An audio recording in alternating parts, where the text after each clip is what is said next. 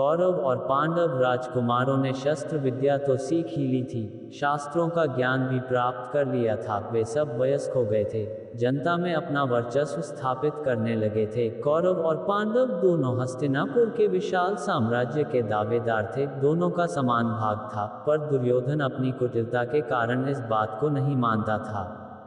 वह कौरवों में सबसे बड़ा था, उसके पिता धृतराष्ट्र के हाथों में शासन की बागडोर थी, अतः वह अपने को ही सब कुछ मानता था। केवल इतना ही नहीं, वह समय समय पर पांडवों का निरादर और उपहास भी किया करता था। पांडव बड़े ही सुशील और सत्प्रवृत्ति के थे, उनकी दृष्टि धन और राज्य की ओर अधिक नहीं थी। वे धन और राज्य से धर्म को अधिक महत्व देते थे। यद्यपि दुर्योधन उनके प्रति वैर भाव रखता था, किंतु वे दुर्योधन को भी अपना भाई ही समझते थे। जनता में कौरवों की उपेक्षा पांडवों का बड़ा नाम था। इसका कारण ये था कि वे बड़े शूरवीर थे, जनता उन पर गर्व करती थी और उन्हें देखने के लिए उत्कंठित रहा करती थी। बसंत पंचमी का पर्व था, पांडव और कौरव राजकुमारों के शौर्य की परीक्षा का दिन था। महीनों पहले घोषणा हुई थी। हस्तिनापुर के निवासी बड़ी उत्सुकता के साथ उस दिन की प्रतीक्षा कर रहे थे। हस्तिनापुर के एक विशाल प्रांगण में शौर्य परीक्षा की आयोजना की गई थी। प्रांगण को चारों ओर से बाड़ों के द्वारा घेर दिया गया था। बीच बीच में दर्शकों के बैठने के लिए छोटे बड़े मंच भी बनाए गए थे। राजकुटुंब के सदस्यों और सम्मानित नागरिकों के बैठने के लिए विशेष प्रकार के मंच बनाए गए थे। घेरे हुए मैदान को झंडों, पताकाओं, बंधनवारों और पुष्पमालाओं से सुसज्जित किया गया था। तरह तरह के बाजे और ध्वनियां भी बजाई जा रही थीं। सारा मैदान दर्शकों से भरा था। मंचों पर सुसज्जित वेशभूषा में नागरिक और राजकुटुंब के सदस्य बैठे हुए थे। स्त्रियों के मंच पर राजकुटुंब की स्त्रियों के साथ कुंती और गांधारी भी विराजमान थी। साधारण दर्शकों में अधिर भी अपने पुत्र कर्ण के साथ मौजूद था। सबको आंखें मैदान के मध्य भाग की ओर लगी हुई थी। शंख ध्वनि के साथ शौर्य परीक्षा आरंभ हुई। कौरव और पांडव राजकुमार मध्य भाग में पहुंचकर अपना कौशल दिखाने लगे। जब भीम का नाम लिया गया तो करतल ध्वनि की गड़गड़ाहट हो उठी। विशालकाय भीम हाथ में गदा लिए हुई मध्यम भाग में उपस्थित हुआ। वह नंगे बदन था, पीतवर्ण का लंगोट धारण किए हुए था। उसकी बलिष्ठ भुजाएं थीं, चौड़ी छाती थी और तेजों में मुखमंडल था। वह देखने में पर्वत के सदृश मालूम हो रहा था। भीम प्रांगण के मध्य में पहुंचकर गदा युद्ध का प्रदर्शन करने लगा। उसके कौशल को देखकर जनता मुग्ध हो उठी, बार बार तालियां बजा बजाकर उसका अभिनंदन करने लगी। भीम जब अपने कौशल का प्रदर्शन कर चुका तो घोषणा हुई, क्या कोई राजकुमार गदायुद्ध में भीम का सामना कर सकता है? घोषणा होते ही दुर्योधन गदा लिए हुए भीम के सामने जाकर खड़ा हो गया।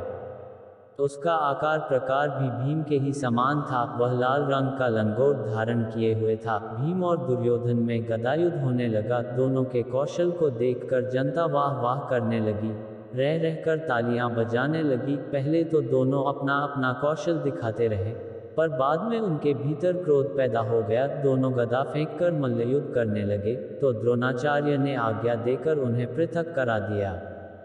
यद्यपि निर्णय नहीं हो सका कि दोनों में श्रेष्ठ कौन है, किंतु ये बात तो हुई ही कि दोनों के कौशल को देखकर जनता मुग्ध हो उठी थी। भीम और दुर्योधन के पश्चात अर्जुन के नाम की घोषणा हुई। घोषणा होते ही वह धनुष बाण लेकर प्रांगण के मध्य के उपस्थित हो गया। उसका सुंदर और कांतिमय शरीर था। उसके सिर पर घुंघराले बाल थे। उसके अंग अंग से तेज और शौर्य टपक रहा था। वह भी पीतवर्ण की कांचनी काछे हुए था, देखने में इंद्र सा ज्ञात हो रहा था।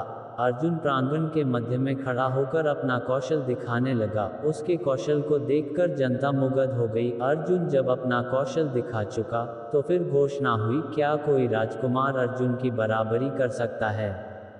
घोषणा सुनकर चारों ओर सन्नाटा छा गया। कोई भी अर्जुन का मुकाबला करने के लिए खड़ा नहीं हुआ। जब कोई आगे नहीं आया तो फिर घोषणा हुई, क्या ये समझा जाए कि अर्जुन का मुकाबला करने वाला कोई नहीं है?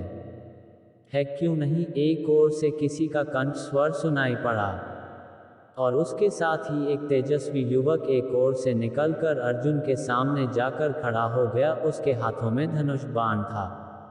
वह सूर्य के समान तेजवान ज्ञात हो रहा था। युवक को देखकर कृपाचार्य बोल उठे, ये तो अधीर सारथी का बेटा कर्ण है, यह अर्जुन का मुकाबला कैसे कर सकता है?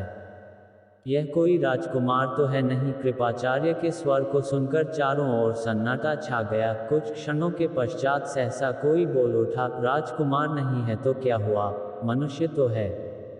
बोलने वाला स्वयं दुर्योधन था। वह अपने स्थान पर तन कर खड़ा हो गया। कृपाचार्य फिर बोले, किंतु इस शौर्य परीक्षा में राजकुमारों को छोड़कर कोई भाग नहीं ले सकता। दुर्योधन फिर बोला, यदि यह बात है तो मैं अभी कर्ण को राजपद पर प्रतिष्ठित किए देता हूँ। दुर्योधन ने कर्ण के पास जाकर अपने अंगूठे को चीरकर रक्त निकाला। रक्त से कर्ण का तिलक करते हुए उसने कहा, मैं कर्ण को अंग देश का राजा बना रहा हूँ। यह आज से अधीर का पुत्र नहीं, अंग देश का राजा है। अंग देश के राजा के रूप में यह अर्जुन का मुकाबला कर सकता है। दुर्योधन की बात को सुनकर भीम उठकर खड़ा हो गया। वह व्यंग भरे स्वर में बोला, कर्ण को अंग देश का राजा तुम कैसे बना सकते हो? तुम हस्तिनापुर के राजा तो हो नहीं, राजा तो महाराज धृतराष्ट्र हैं। भीम के कथन को सुनकर एकत्र जनसमूह में बड़ा शोरगुल पैदा हुआ। उस शोरगुल से ऐसा प्रतीत होने लगा कि अगर समारोह को समाप्त नहीं किया जाता तो संघर्ष हो जाएगा। फलत द्रोणाचार्य ने उठकर समारोह को समाप्त किए जाने की घोषणा कर दी। अर्जुन और कर्ण का मुकाबला हुए बिना ही समारोह तो समाप्त हो गया, पर उसी दिन से पांडवों और कौरवों में शत्रुता की आग भी जल उठी। जब तक महाभारत के युद्ध की आग में सब कुछ जलकर समाप्त नहीं हो गया, तब तक वह आग जलती रही, बराबर जलती रही।